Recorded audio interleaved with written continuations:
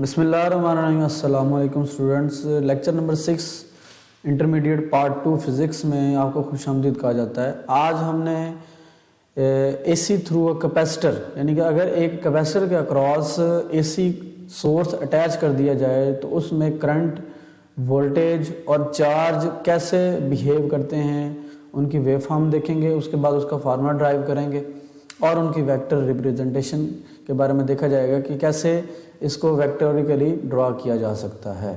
ठीक है जी, तो स्टार्ट करते हैं हम lecture number 6, AC through a capacitor. इस चीज़ को समझने के लिए आपने पहले कैपेसिटर का बिहेवियर समझना है कि कैपेसिटर क्या चीज़ है। कैपेसिटर को अगर हम डीसी के साथ जोड़ेंगे तो वो कैसे काम करता है, कैपेसिटर को जब एसी के साथ जोड़ेंगे तो वो कैसे काम करेगा। ठीक है जी, हमने चैप्टर नंबर 1 के अंदर कैपेसिटर की चार्जिंग और डिस्चार्जिंग के बारे में पढ़ा था और कैपेसिटर की डेफिनेशन भी पढ़ी थी कि कैपेसिटर बेसिकली एक ऐसे डिवाइस है जो कि चार्ज को स्टोर करती है in the form of electrical energy. ठीक है जी, तो जैसे ही हम किसी बैटरी या किसी सोर्स के साथ कैपेसिटर को अटैच करते हैं तो उसके प्लेट्स के ऊपर चार्ज पार्टिकल फ्लो करते हुए उसके ऊपर आगे स्टोर होना शुरू हो जाते हैं। तो जैसे जैसे चार्ज पार्टिकल की तादाद ज़्यादा होती है, दोनों प्लेट्स के दरमियान जो पोटेंशियल डिफरेंस है उनकी वैल्यू भी ज़्यादा होना शुरू हो जाती है। तो इनिशियली हमने पहले कैपेसिटर को डायरेक्ट करंट के बारे में देखना है, फिर उसके बाद हम डिस्कस करेंगे कि कैपेसिटर को जब अल्टरनेटिंग करंट के साथ जोड़ा जाए तो फिर वो कैसे काम करता है। ये डायग्राम भी आपको नज़र आ रही है यहाँ पर। तो इसको पहले हम डायरेक्ट करंट के बारे में थोड़ा सा देख लेते हैं और ये मैं 2 पॉइंट्स यहाँ पे बना दिए हैं ताकि आपको डीसी के बारे में और एसी के बारे में थोड़ा सा डिफरेंस समझ आ जाए कि अगर हम कैपेसिटर को डीसी के सोर्स के साथ जोड़ते हैं तो तब क्या फ़र्क होगा और अगर एसी के साथ जोड़ेंगे तब क्या फ़र्क होगा। Direct current can not flow through a capacitor continuously because of presence of insulating medium between the plates of a capacitor. हमें पता है कि जैसे ये कैपेसिटर एक बना हुआ है, इधर भी हम देख रहे हैं, इधर भी देख रहे हैं, तो कैपेसिटर के दोनों प्लेट्स के दरमियान थोड़ा सा गैप होता है।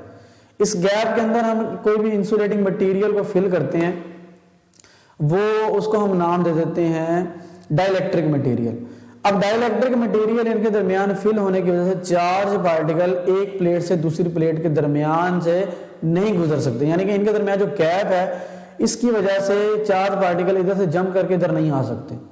ठीक है जी, खासतौर पर डीसी के केस में। अब क्या होगा जी, इनिशियली हम क्या करेंगे, एक कैपेसिटर को एक डीसी सोर्स के साथ या एक बैटरी के साथ अटैच कर देंगे। जैसे ही बैटरी के साथ अटैच करेंगे साथ हम एक बल्ब अटैच कर देंगे। ये यानी कि इस सर्किट को अगर हम डायरेक्ट करंट कंसीडर कर लें, अब यहाँ पे आपके पास कैपेसिटर लगा हुआ है, यहाँ पर आपके पास एक डीसी सोर्स लगा होगा, एक पॉजिटिव प्लेट और दूसरी नेगेटिव प्लेट। अभी हम डीसी की बात कर रहे हैं, अल्टरनेटिंग करंट के बारे में बात नहीं कर रहे। ठीक है जी, तो ये पॉजिटिव प्लेट है और ये नेगेटिव प्लेट है, इसको हमने पॉजिटिव टर्मिनल के साथ जोड़ देना है और इसको हमने नेगेटिव टर्मिनल के साथ जोड़ देना है। जैसे ही इन दोनों को हम सीरीज में अटैच करेंगे, साथ एक बल्ब अटैच होगा, जैसे ही इसको स्विच को ऑन करेंगे यानी कि कनेक्ट करेंगे इसके साथ, तो बल्ब इनिशियली ग्लो करेगा। लेकिन जैसे ही बैटरी अपना चार्ज प्रोवाइड कर देगा कैपेसिटर को और चार्ज जो है कैपेसिटर जो है चार्ज को लेकर चार्ज स्टोर करना शुरू कर देगा, कुछ देर के बाद बल्ब ग्लो होना बंद हो जाएगा, यानी कि बल्ब बंद हो जाएगा। अब दोबारा से हम बेशक उसको जितनी देर तक मर्जी उसके साथ अटैच रखें, कभी भी बल्ब ग्लो नहीं करेगा। इसका मतलब ये हुआ कि सर्किट के अंदर करंट फ्लो नहीं कर रहा। जब सर्किट के अंदर करंट फ्लो करेगा बल्ब ग्लो करेगा, जब सर्किट के अंदर करंट फ्लो नहीं करेगा बल्ब ग्लो नहीं करेगा। ठीक है, तो इनिशियली क्या हुआ कि सर्किट के अंदर करंट फ्लो करने की वजह से बल्ब ग्लो किया, क्यों किया और बाद में करंट क्यों फ्लो नहीं करता, इसकी भी एक प्रॉपर रीजन है।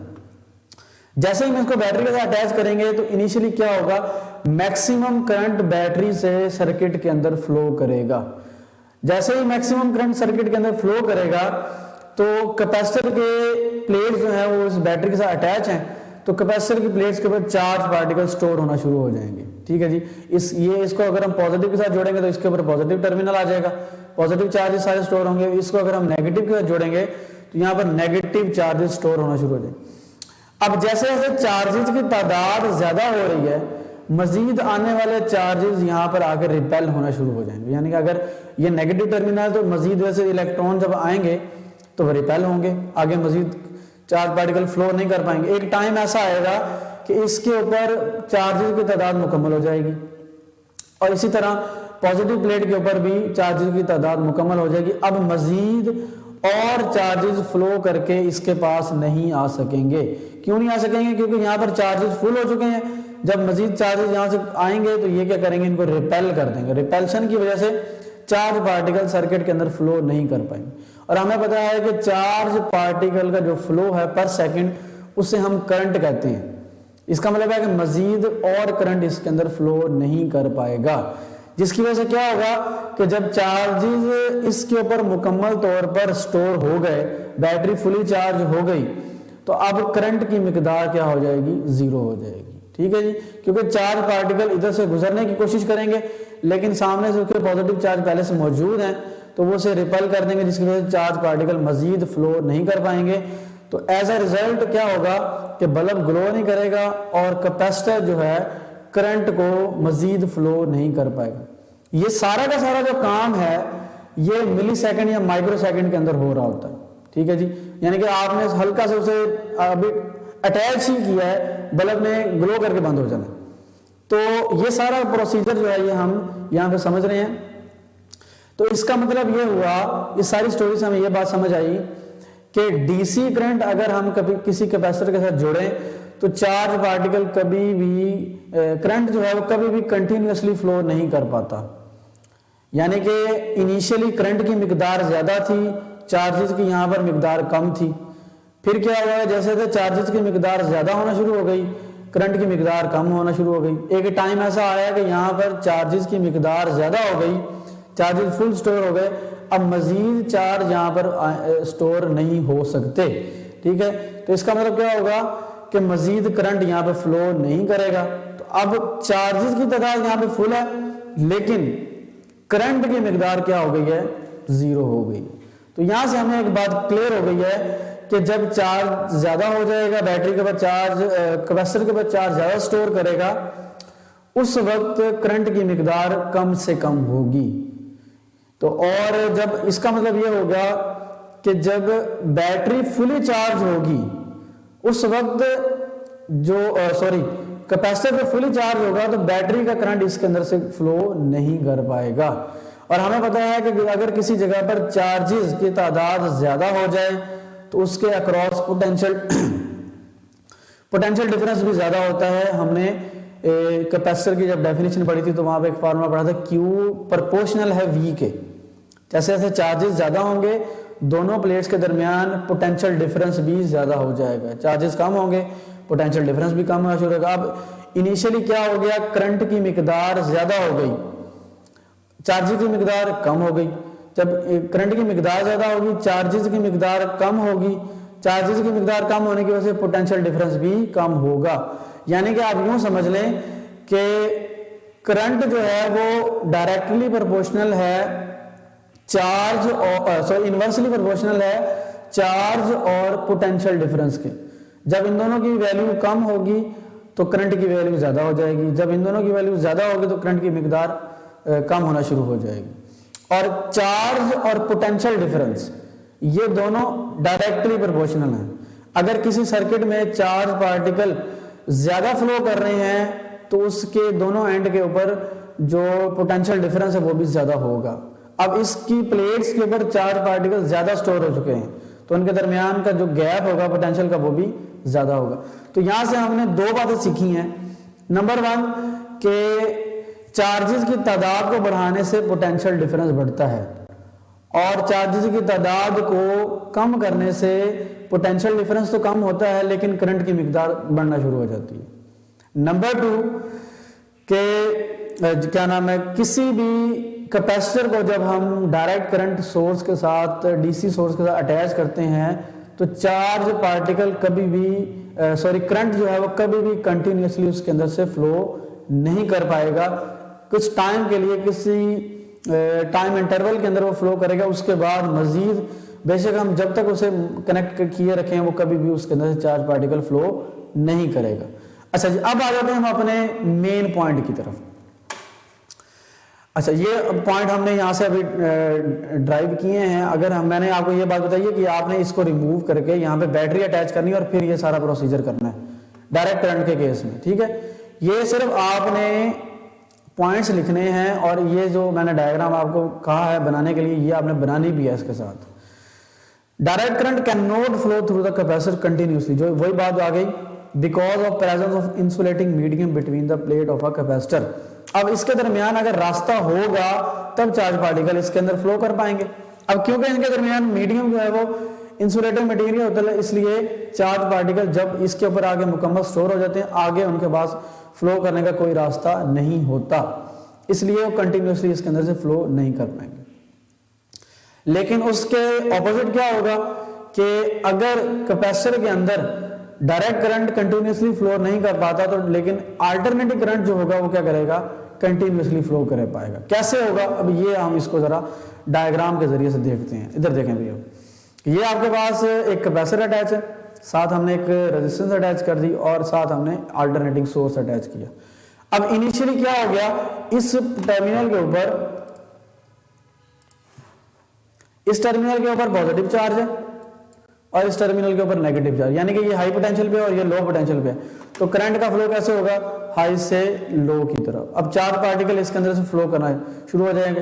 चार्ज पार्टिकल फ्लो करेंगे तो करंट की मिकदार इनिशियली ज्यादा होगी और कुछ टाइम के बाद क्या होगा कि इसके ऊपर मुकम्मल तौर पर चार्ज स्टोर हो जाएंगे। इस प्लेट के ऊपर पॉजिटिव आ जाएंगे और इसके ऊपर नेगेटिव चार्ज प्लेट आ जाएंगे, ठीक है जी। अब हमें पता है कि अल्टरनेटिंग करंट जो होता है वो कुछ टाइम के बाद अपनी पोलैरिटी को रिवर्स कर देता है।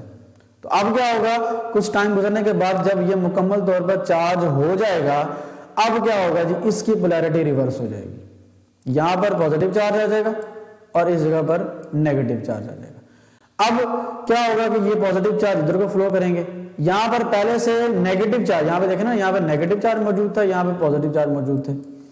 तो अब हमने इसकी पोलैरिटी को रिवर्स किया, तो पॉजिटिव चार्ज इधर से फ्लो करते हुए इस नेगेटिव चार्ज पार्टिकल की तरफ जाएंगे और आपस में कंबाइन होना शुरू हो जाएंगे, यानी कि करंट का फ्लो इसके अंदर शुरू हो जाएगा। एक टाइम आएगा कि फिर इसके ऊपर नेगेटिव चार्ज पॉजिटिव चार्ज सारे कंबाइन हो जाएंगे। नेगेटिव और पॉजिटिव चार्ज कंबाइन होने के बाद ये न्यूट्रल हो जाएंगे और अब इसके ऊपर मजीद चार्ज स्टोर होना शुरू हो जाएगा। मैं दोबारा से ये पॉइंट बोल देता हूं, इनिशियली क्या किया हमने, इस कैपेसिटर को इस अल्टरनेटिंग सोर्स के साथ अटैच किया। अब इनिशियली क्या होता है कि अल्टरनेटिंग सोर्स के दो साइकिल होते हैं, पहले पॉजिटिव साइकिल गुजरता है फिर नेगेटिव साइकिल। इस टर्मिनल के ऊपर से अगर हमने कंसीडर किया कि यहाँ पे पॉजिटिव है तो इधर क्या होगा, नेगेटिव होगा। तो पॉजिटिव करंट टर्मिनल से नेगेटिव टर्मिनल की तरफ करंट फ्लो करता है, तो चार्ज पार्टिकल इधर फ्लो करेंगे, करते करते सारे चार्ज पार्टिकल इधर आके स्टोर हो जाएंगे, इधर नेगेटिव चार्ज इधर स्टोर हो जाएंगे। जब चार्ज पार्टिकल इधर फ्लो करेंगे तो बल्ब ग्लो होता रहेगा उस वक्त। अब हमें पता है कि अल्टरनेटिंग करंट की ये प्रॉपर्टी है कि वो कुछ टाइम के बाद अपनी पोलैरिटी को रिवर्स कर देता है। तो अब क्या होगा जी, सेकंड फेज के अंदर कि इसकी पोलैरिटी रिवर्स हो जाएगी। पोलैरिटी रिवर्स होने का मतलब यह है कि अब पॉजिटिव चार्जेस इधर से फ्लो करेंगे और नेगेटिव चार्जेस इधर से फ्लो करेंगे। लेकिन यहां पे देखें आप, नेगेटिव चार्जेस पहले से मौजूद हैं, तो इसका मतलब है कि पहले से कौन से चार्ज यहां पर पड़े होंगे, नेगेटिव। तो पॉजिटिव चार्जेस यहां से जब जाएंगे तो ये इसके साथ कंबाइन होना शुरू हो जाएंगे। जब इसके ऊपर पूरे पॉजिटिव चार्ज नेगेटिव के साथ कंबाइन हो जाएंगे तो ये सारे के सारे न्यूट्रल हो जाएंगे। अब मजीद इसके ऊपर चार्ज को स्टोर करने की जो है वो जगह बच जाएगी, तो अब मजीद चार्ज पार्टिकल इसके अंदर फ्लो होना शुरू हो जाएंगे। तो इसका मतलब है कि चार्ज पार्टिकल इसके अंदर भी फ्लो कर रहे हैं और इसके अंदर भी फ्लो कर रहे हैं। चार्ज पार्टिकल के फ्लो का नाम है करंट। तो करंट इधर भी फ्लो कर रहा था और इधर भी कर रहा था। जब चार्ज पार्टिकल मुकम्मल तौर पर स्टोर हो गए तो उसने अपनी पोलैरिटी को रिवर्स कर दिया। डीसी के केस में क्या हुआ था कि जब चार्ज पार्टिकल मुकम्मल तौर पर इसके अंदर स्टोर हो गए थे, अब उसने अपनी पोलैरिटी को रिवर्स नहीं किया था। इसका मतलब है कि मजीद चार्जेस की जगह नहीं थी, लेकिन यहां पर क्या है, मजीद चार्जेस आने की स्पेस मौजूद है, क्योंकि पॉजिटिव चार्ज नेगेटिव की तरफ अट्रैक्ट होकर इधर चले जाएंगे। जब चार्ज पार्टिकल इसके अंदर फ्लो करेगा तो इसका मतलब है कि करंट कहीं ना कहीं वहां पर मौजूद होगा। तो यहां से हमें ये बात क्लियर हो गई है कि अल्टरनेटिंग करंट के केस में चार्ज पार्टिकल कभी चार्ज होते हैं, कभी यानी कि कैपेसिटर कभी चार्ज होता है और कभी डिस्चार्ज होता है। तो चार्जिंग और डिस्चार्जिंग के इस अमल में करंट मुकम्मल तौर पर कंटिन्यूसली इसके अंदर से फ्लो करता रहता है। ठीक होगी बात। Alternating current flows through a AC circuit containing capacitor because the capacitor plates are continuously charged and discharged, and इसको आपने काट लेना, ये वर्ड एक्स्ट्रा आ गया था, चार्जिंग एंड डिस्चार्ज। ठीक है जी।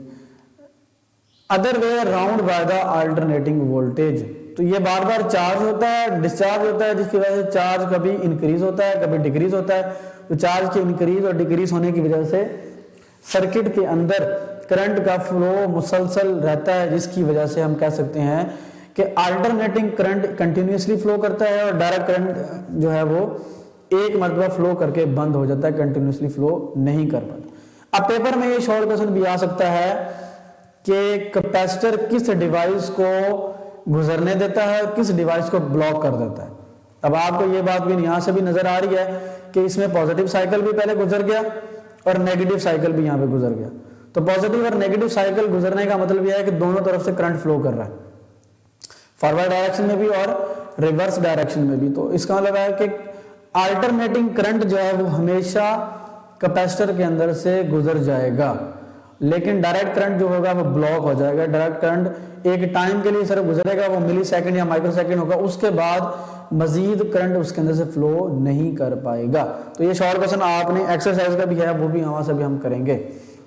अच्छा जी, मजीद इसकी एक्सप्लेनेशन देखते हैं। अब ये वही बात इसने डायग्राम के अंदर से बता दी कि एक डायग्राम के अंदर इसको समराइज किया है कि जैसे ही इसकी पोलैरिटी यहाँ पे क्या होगी प्लस और इसकी पोलैरिटी हो जाएगी माइनस, तो करंट यहाँ से फ्लो करेगा इस डायरेक्शन में। इसके ऊपर पॉजिटिव चार्ज आ जाएंगे और इसके ऊपर आ जाएंगे नेगेटिव चार्ज। ठीक है जी। और उसके बाद जब इसकी पोलैरिटी को चेंज करेंगे तो यहाँ पे प्लस आ गया, इस इधर माइनस आ गया और इधर क्या आ गया जी, प्लस आ गया। अब इसकी डायरेक्शन क्या हो गई, रिवर्स हो गई। तो इसके ऊपर चार्जेस, प्लेट्स की जो के ऊपर चार्जेस की नोयत है वो भी चेंज हो जाएगी। तो इनके दरमियान का जो पोटेंशियल होगा उसको हम VC का नाम देंगे, कैपेसिटर का जो पोटेंशियल है। ठीक होगी बात। अच्छा, तो अब हमारा जो मेन काम है वो एक तो इसका फार्मूला है और दूसरी इसकी वेव फॉर्म है। Consider a circuit consisting of a capacitor of a capacitance C is connected in series with AC source as shown in the figure। हमने कंसीडर किया कि हमारे पास एक कैपेसिटर है जो कि सीरीज में अटैच है AC सोर्स के साथ। उसकी जो मैक्सिमम वैल्यू उसको हमने नाम दिया हुआ है VRMS का, सॉरी जो रूट मीन एवरेज वैल्यू है। The applied voltage between the plate of a capacitor is given by the voltage। हमें पता है कि अल्टरनेटिंग पोटेंशियल जो हम सर्किट अल्टरनेटिंग सोर्स से जो पोटेंशियल निकलता है उसको इस फार्मूले के जरिए से कैलकुलेट किया जा सकता है। अब क्योंकि यहाँ पे हमने चार्ज स्टोरिंग डिवाइस अटैच की हुई है जिसका नाम है कैपेसिटर, तो इसका मतलब है कि इसकी कोई ना कोई कैपेसिटेंस होगी। तो कैपेसिटेंस को कैलकुलेट करने के लिए ये वाला फार्मूला यूज करते हैं, Q = CV। The charge stored in the plate of a capacitor at any instant is given by the. तो हम यहां से इसकी वैल्यू को भी रिप्लेस कर सकते हैं। ये देखें, ये V की जो वैल्यू है ये आपने इस जगह पर पुट करनी है। C वैसे का वैसे रहा, V की जगह पर V0 sin थीटा आ गया और हमें पता है थीटा बराबर होता है ओमेगा टी के। अब ये देखें, अगर आप इस चीज को और इस चीज को जो है वो कांस्टेंट कंसीडर करें तो V डायरेक्टली प्रोपोर्शनल है sin थीटा के और Q डायरेक्टली प्रोपोर्शनल है sin थीटा के। यानी कि इस केस में V और Q ये दोनों ही एक ही वेव फॉर्म शो करवाएंगे। अगर तो पोटेंशियल डिफरेंस ज्यादा हो गया तो चार्जेस भी ज्यादा हो जाएंगे और अगर पोटेंशियल डिफरेंस कम हो गया तो चार्जेस भी कम। यूं कह लें कि अगर प्लेट के ऊपर चार्जेस की तादाद ज्यादा होगी तो पोटेंशियल डिफरेंस भी ज्यादा होगा और अगर चार्जेस की तादाद कम हो गई है तो पोटेंशियल डिफरेंस भी कम हो जाएगा। ये बात हमने यहां पर भी देखी थी कि जब प्लेट के ऊपर चार्जेस ज्यादा थे तो पोटेंशियल डिफरेंस भी ज्यादा था, लेकिन उस टाइम करंट की मिकदार कम थी। ठीक है जी। अब इनिशियली क्या हुआ, करंट की मिकदार ज्यादा थी, मैक्सिमम करंट सर्किट के अंदर फ्लो कर रहा था। तो मैक्सिमम करंट फ्लो जब करेगा तो इसका मतलब है कि इस साइड पर कैपेसिटर के ऊपर चार्जेस की तादाद कम से कम होगी। इसका मतलब है कि अगर हम इस वेव फॉर्म को यहाँ पे ड्रा करें तो क्या होगा, इनिशियली क्या होगा, करंट की मिकदार मैक्सिमम थी, तो ये मैक्सिमम से स्टार्ट हो रहा है। और उस टाइम पोटेंशियल डिफरेंस और चार्जेस मिनिमम थे।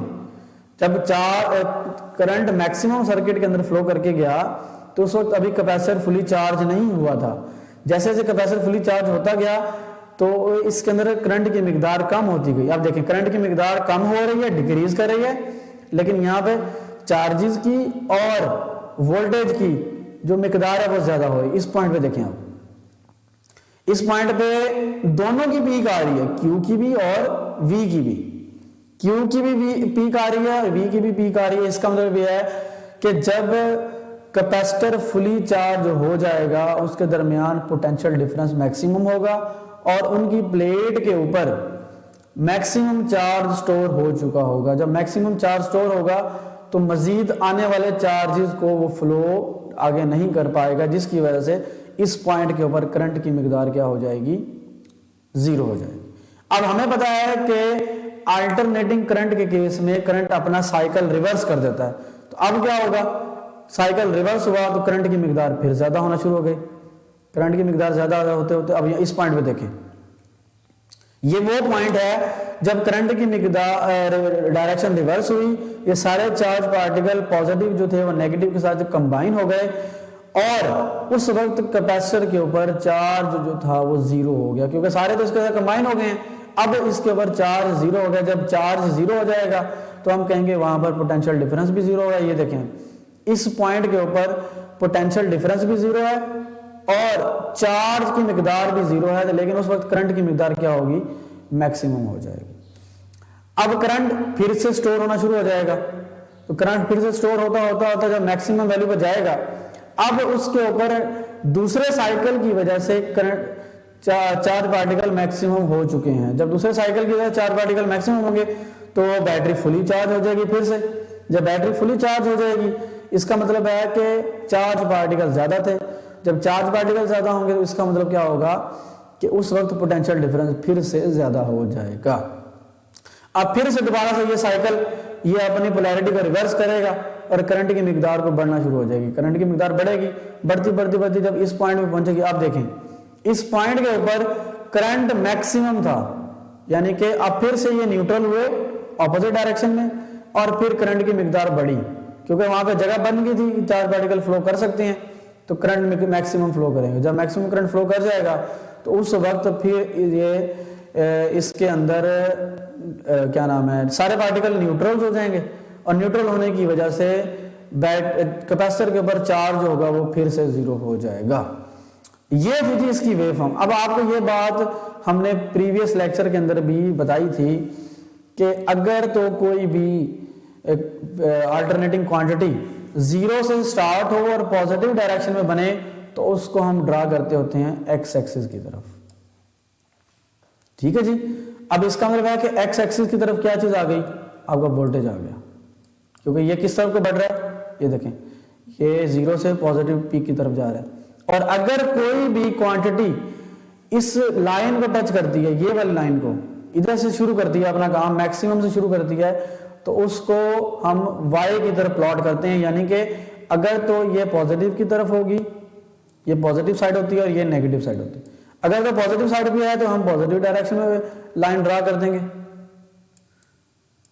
ठीक है। और अगर ये नेगेटिव डायरेक्शन में यहां से शुरू होती तो हम नेगेटिव डायरेक्शन में लाइन ड्रा। अब हमें यहां से भी क्लियर नजर आ रहा है कि करंट जो है वो पॉजिटिव डायरेक्शन में इंक्रीज कर रहा है, पॉजिटिव डायरेक्शन मैक्सिमम वैल्यू से स्टार्ट ले रहा है, तो ये आपकी इस डायरेक्शन में करंट आ गया।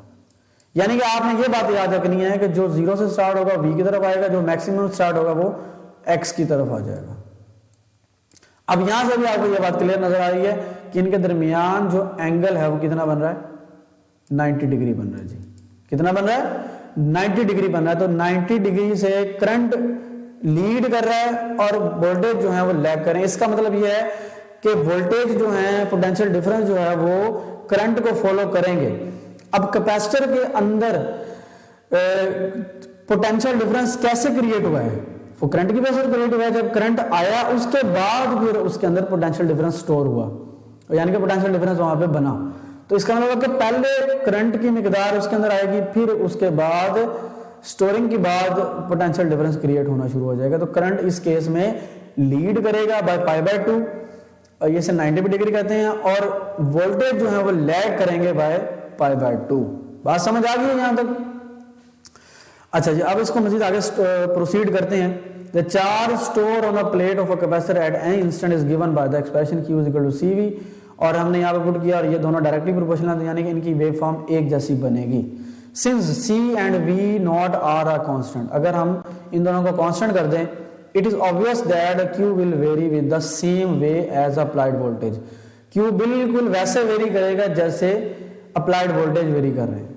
V and Q are in phase, तो दोनों की वेरिएशन एक जैसी है, दोनों साइन थीटा पे डिपेंड कर रहे हैं, तो इसका मतलब है कि दोनों इन फेज आ जाएंगे। ठीक है जी।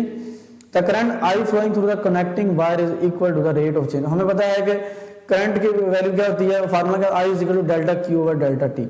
अब आपने इसको स्लोप के जरिए से भी, जिसे QT कर्व भी बोलते हैं, स्लोप के जरिए से भी बात को याद रखना है। दो बातें याद रखनी है आपको। अगर तो आपकी स्लोप किसी पॉइंट पे परपेंडिकुलर है, तो इसका मतलब है कि उस जगह पर उसकी वैल्यू मैक्सिमम हो जाएगी। ठीक है जी। और अगर स्लोप उस जगह पर पैरेलल आ गई, वाई हॉरिजॉन्टल प्लेन पे आ गई, तो वहां पर वैल्यू आ जाएगी मिनिमम। ये बात आपने याद रखनी। अगर आप इस जगह पर स्लोप को ड्रा करें, करंट के स्लोप को, तो ये स्लोप क्या होती है जी, सर्कल के, जिसको हम टेंजेंट का नाम दे देते हैं, सर्कल के, जो ये अब सर्कुलर पाथ बन रहा था, ठीक है, ये ऐसे सर्कुलर पाथ, सर्कल के जिस जगह पर हमने टेंजेंट लाइन ड्रा करनी है, उस पे हमने एक पॉइंट को टच करना है। अगर हम स्लोप यहां पे ड्रा करें तो ये इधर बनेगी। ये देखिए, अब ये मैक्सिमम है, इसके आगे नहीं जा सकती, तो इसका मतलब है कि इस पॉइंट के ऊपर करंट की मिकदार क्या है, ज्यादा है। स्लोप क्योंकि ज्यादा है, करंट की मिकदार क्या होगी, ज्यादा होगी। इसी तरह अगर आप इसे ड्रा करें, ये देखें, इस पॉइंट के ऊपर, इस पॉइंट के ऊपर ये हॉरिजॉन्टल लाइन आ गई। मैंने बताया था कि हॉरिजॉन्टल लाइन के ऊपर स्लोप की वैल्यू कम से कम होती है, तो इस पॉइंट के ऊपर करंट क्या था जी, ये देखें, कम से कम है। अब फिर इस पॉइंट के ऊपर आ जाए आप, ये देखें, अब स्लोप फिर टेढ़ी हो गई है, वाई की तरफ जाना शुरू हो गई है। अब स्लोप फिर वाई की तरफ जा रही है, इसका मतलब है इस पॉइंट के ऊपर करंट क्या होगा, फिर मैक्सिमम हो जाएगा। और अगर हम इस पॉइंट के ऊपर ड्रा करें, ये देखें, ये लाइन बनती है स्लोप की, तो ये पॉइंट लाइन जो है, ये देखें, ये हॉरिजॉन्टल लाइन की तरफ आ गई है। हॉरिजॉन्टल लाइन जो है वो रिप्रेजेंट करती है स्लोप कम से कम होगी, तो इस पॉइंट पे करंट की मिकदार क्या होगी। हमने स्लोप ड्रा करनी है करंट की, यूज किसको करना है, चार्ज को और टाइम को। ये टाइम के साथ आगे आगे मूव करते जाएंगे और चार्ज की वैल्यू को देखते जाएंगे। उम्मीद है कि ये पॉइंट भी क्लियर हो गया होगा। So the value of the at an instant the corresponding slope of the QT curve and VT curve, तो ये रिप्रेजेंट करवाएगी इन दोनों कर्व को। ठीक है, QT और VT कर्व एक ही होती हैं। अब हमने जो इसका रिजल्ट ड्रॉ किया है वो क्या है जी, initially when the Q is 0 the slope is maximum, so the क्या नाम है जी, क्या, करंट विल बी मैक्सिमम। यहाँ पे करंट आना है, करंट लिख लेना है आपने, I विल बी मैक्सिमम, तो यहाँ पे आपने सो I विल बी मैक्सिमम। ये देखिए, इनिशियली क्या था, Q 0 था, जब Q 0 है उस पॉइंट पे लाइन इस तरह आ रही है, टेढ़ी लाइन आ रही है, टेढ़ी लाइन Y के ज्यादा करीब है। Y के ज्यादा करीब होने का मतलब है कि इस पॉइंट के ऊपर स्लोप मैक्सिमम आएगी। Point number 2, from 0 to A slope QT curve decrease to 0 and so 0 at N। इधर देखें, अब फ्रॉम 0 to A, इस 0 to A से स्लोप मैक्सिमम थी। जैसे आपने पॉइंट A के ऊपर लाइन ड्रा की, जिसको हमने N पॉइंट का नाम दिया, ये देखें N, इसके ऊपर वैल्यू क्या हो गई, मिनिमम हो गई, डिक्रीज टू 0 हो गया, वैल्यू मिनिमम हो गई। From A to B the slope to the QT curve is negative. अब वही बात मैंने आपको बताई हुई है, फ्रॉम A to B, अब A से B की तरफ जब आएंगे तो लाइन इस तरह ड्रा होगी, तो करंट दूसरी डायरेक्शन में मैक्सिमम हो जाएगा। तो यही बात उसने इसके अंदर भी बताई है कि अगर आप A से B की तरफ जाएंगे तो QT कर्व जो है वो नेगेटिव होगी। इसका मतलब है कि करंट बढ़ेगा सही, लेकिन नेगेटिव डायरेक्शन में। तीन बातें याद रखनी है, इनिशियल पॉइंट के ऊपर चार्जेस की मिकदार कम थी और उस पॉइंट पे स्लोप ज्यादा से ज्यादा आई। स्लोप ज्यादा से ज्यादा आने का मतलब यह है कि करंट उस पॉइंट पे ज्यादा से ज्यादा होगा। उसके बाद क्या है जी, फ्रॉम 0 to A, 0 से A तक, यानी कि फर्स्ट पीक के ऊपर अगर हम देखें तो करंट की मिकदार बढ़ेगी, बढ़ती जब जैसे ही हम पॉइंट N पे पहुंचेंगे तो अब स्लोप मिनिमम हो जाएगी, क्योंकि उस वक्त मैक्सिमम चार्ज स्टोर हो चुका होगा। सेम इसी तरीके से A से भी करंट की डायरेक्शन रिवर्स होगी और जो है वो नेगेटिव डायरेक्शन में करंट की मिकदार ज्यादा हो जाएगी। In this way the curve PNRST gives a variation of the current with time. तो ये देखें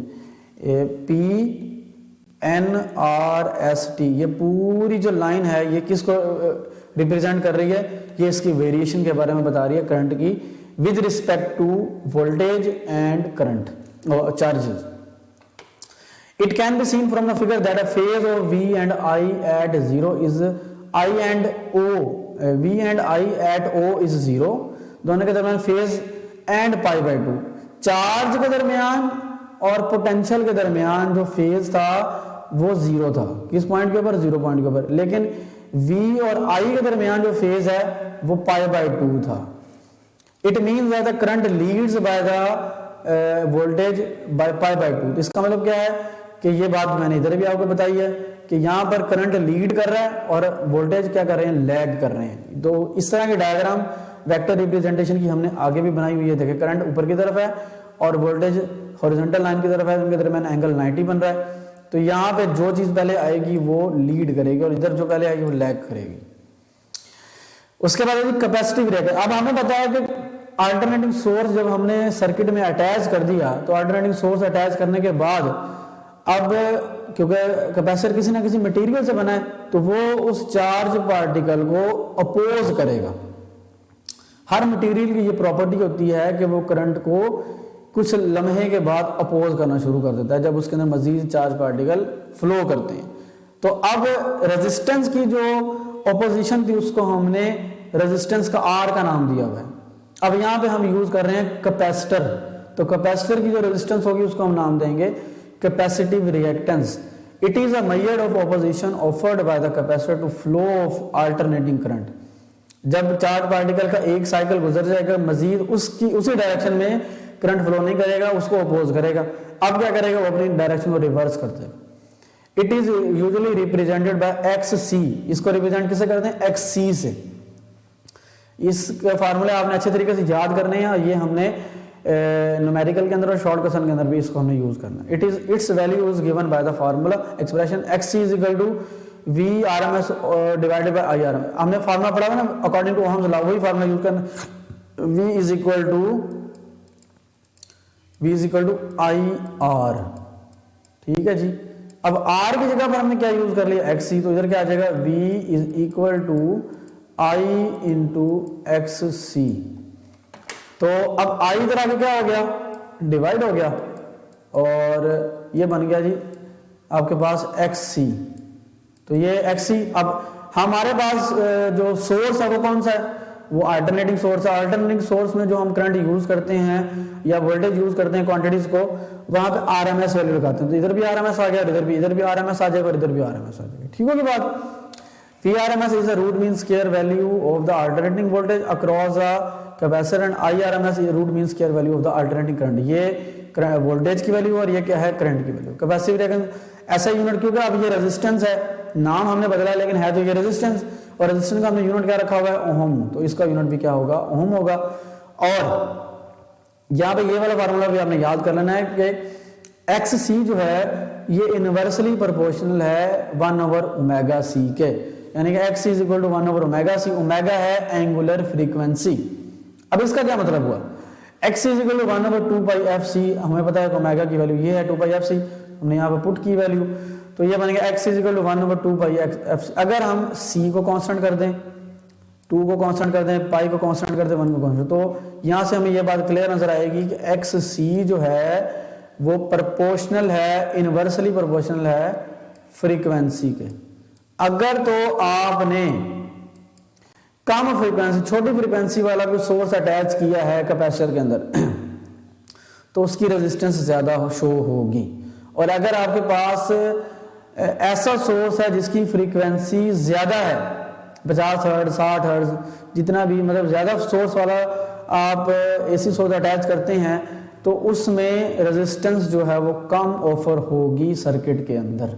ठीक है जी, उम्मीद है कि आपको ये सारा लेक्चर समझ आ गया होगा। और जो जो बातें मैंने आपको स्पेशली इस जगह के ऊपर जब हमने ये डिस्कशन की थी, ये शुरू में डीसी सोर्स के बारे में और यहाँ पे ग्राफ के बारे में ये जो डिस्कशन की थी, इसको आपने अलग से ऐसा ऐसा वीडियो को देख के पॉज करके नोट करने हैं लेक्चर, और इसी के अंदर से फिर आपके शॉर्ट क्वेश्चन, आपके एमसीक्यूज और आपके लॉन्ग क्वेश्चन बन सकते हैं और बनेंगे। ठीक है जी, और आपने बुक पढ़ते रहना है, साथ साथ जो आपको कोई नोट्स वगैरह अवेलेबल हो वो आपने लाजमी पढ़ना है, लेक्चर को देखना है। इसमें अगर किसी किस्म की कन्फ्यूजन है तो वो आपने पूछनी है, और इसके बाद फिर हम इंशाल्लाह नेक्स्ट टॉपिक की तरफ चलेंगे। उतनी देर तक अपना ख्याल रखिएगा। जुमा मुबारक, अल्लाह हाफिज़।